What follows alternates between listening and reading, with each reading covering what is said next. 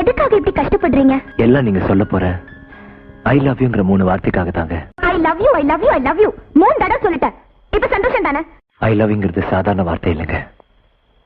உண்மையா காதலிக்கிறவங்களுக்கு அது வேதம், மந்திரம், உபனிஷத், ஏன் கடவுளை விட ஒரு படி மேல. நீங்க ரொம்ப விளையாட்ட சொல்லிட்டீங்க. உனக்கென பிறந்தேனே,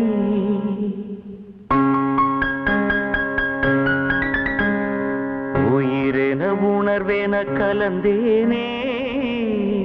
5 பூதம், 4 வேதம், 3 கடவுள், 2 சமயம், 1 வானம்.